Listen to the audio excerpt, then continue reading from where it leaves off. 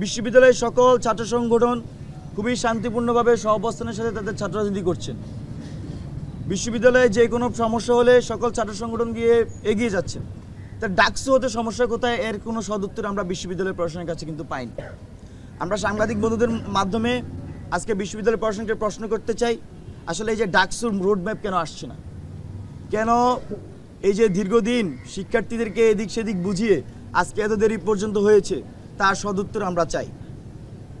বন্ধুগণ, বাংলাদেশ গণতান্ত্রিক ছাত্র সংসদ আমরা 2025 সালের 26শে ফেব্রুয়ারি আমরা আত্মপ্রকাশ করেছি, কিন্তু এই গণতান্ত্রিক ছাত্র সংসদে যাদেরকে আপনারা সামনে দেখছেন বা যাদেরকে গণতান্ত্রিক ছাত্র সংসদে দেখছেন, তারা কিন্তু দীর্ঘদিন এই ক্যাম্পাসে বিভিন্ন ক্যাম্পাসে অ্যাক্টিভিজম করে যাচ্ছে। আমরা আজকে ডাকসু সম্পর্কে আমরা যে স্মারকলিপির কথা ইতিমধ্যে বলেছেন, সেই স্মারকলিপিতে আমরা কিন্তু ডাকসুর একটা রোডম্যাপ যেমন চাচ্ছি, পাশাপাশি বাংলাদেশ গণতান্ত্রিক ছাত্র সংসদ, কেন্দ্রীয় নির্বাহী সংসদ, বাংলাদেশের প্রত্যেকটি শিক্ষা প্রতিষ্ঠানে, বিশেষ করে বিশ্ববিদ্যালয় এবং কলেজ পর্যায়ে আমরা ছাত্র সংসদের দাবি জানাচ্ছি। আমরা আমাদের যে শিক্ষা মন্ত্রণালয়ের আন্ডারে যেই সকল প্রতিষ্ঠানগুলো আছে, আমরা শিক্ষা মন্ত্রণালয়ের কাছে দাবি জানাই তা যাতে খুব শীঘ্রই শিক্ষা প্রতিষ্ঠানগুলোতে ছাত্র সংসদ নির্বাচনের মাধ্যমে শিক্ষার্থীদের বৈধ প্রতিনিধি নির্বাচনের সুযোগ করে দেয়। 1922 সালে এই প্রতিষ্ঠান গঠিত হয় এবং এই প্রতিষ্ঠান পরবর্তীতে ঢাকা বিশ্ববিদ্যালয় সহ বাংলাদেশের ইতিহাসে গুরুত্বপূর্ণ ভূমিকা পালন করে। বিশেষ করে ঢাকা বিশ্ববিদ্যালয়ের শিক্ষার্থীদের যে গণতান্ত্রিক চর্চা, গণতান্ত্রিক নিয়মে তাদের নেতা নির্বাচন এবং এখানকার সাংস্কৃতিক বিকাশের পিছনে ঢাকা বিশ্ববিদ্যালয়ের কেন্দ্রীয় ছাত্র সংসদ বা ডাকসুর সবসময় গুরুত্বপূর্ণ ভূমিকা ছিল। কিন্তু যে এই ব্যাকগ্রাউন্ড ইতিমধ্যে আমাদের আরও দুইজন উপস্থাপন করেছেন, আমরা দেখেছি 90-এর গণ অভ্যুত্থানের পরে এখানে যারা ক্ষমতাসীন হয় তারা কিন্তু সেই সময় ছাত্র সংসদ বন্ধ করে দেয় এবং দীর্ঘ 28 বছর পরে 18 সালে একটি ডাকসু হয়, সেটাও সাজানো ছাত্রলীগের একটি ডাকসু ছিল।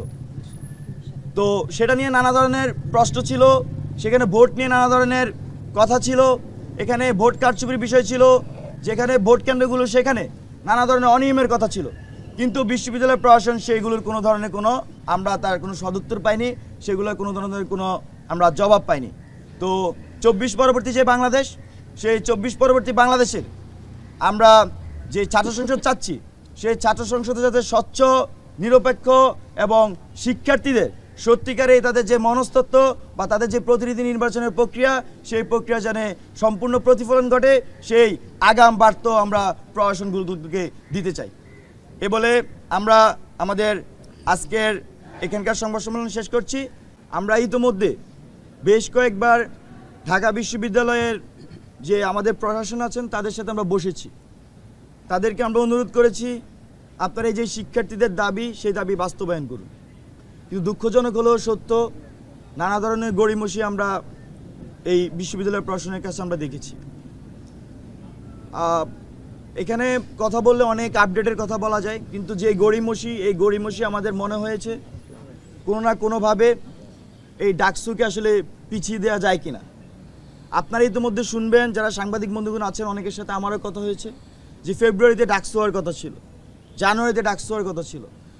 ইতিমধ্যে আমাদের প্রক্টর স্যার উনি কিন্তু একবার ঘোষণাও দিয়েছেন যে ফেব্রুয়ারিতে ডাকসু হবে।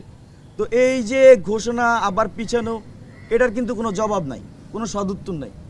ছাত্র সংগঠনগুলোকে সহযোগিতা করছে, কিন্তু বাস্তবতা হচ্ছে তারা যতটা না ছাত্র সংগঠনগুলো শক্তিশালী হোক, তার চেয়ে তারা বেশি চায় সেই প্রতিষ্ঠানগুলোর যে ছাত্র সংসদ সেটি বেশি শক্তিশালী হোক।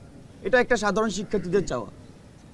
সেই সাধারণ শিক্ষার্থীদের চাওয়ার সাথে বা তাদের যে চাহিদার সাথে একাত্মতা পোষণ করে আমরা যারা ক্যাম্পাস অ্যাক্টিভিজম করি বা বিশ্ববিদ্যালয়গুলোতে কাজ করি, শিক্ষার্থীদের নিয়ে কাজ করছিলাম বিগত সময়গুলোতে, আমরা কিন্তু সেই ছাত্র সংসদের দাবি কিন্তু উঠিয়েছি।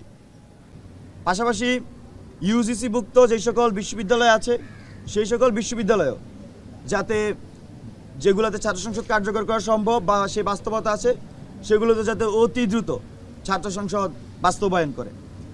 পাশাপাশি বিশেষভাবে যে স্বায়ত্তশাসিত প্রতিষ্ঠানগুলো আছে, 4টা প্রতিষ্ঠান, ঢাকা বিশ্ববিদ্যালয়, জাহাঙ্গীরনগর বিশ্ববিদ্যালয়, চট্টগ্রাম বিশ্ববিদ্যালয় এবং রাজশাহী বিশ্ববিদ্যালয়। এই বিশ্ববিদ্যালয়গুলোতে আমরা মনে করছি যে সহাবস্থানের রাজনীতি চর্চা চলছে, এগুলোতে অতি সত্বর ছাত্র সংসদ কার্যকর করতে হবে। প্রিয় বন্ধুগণ,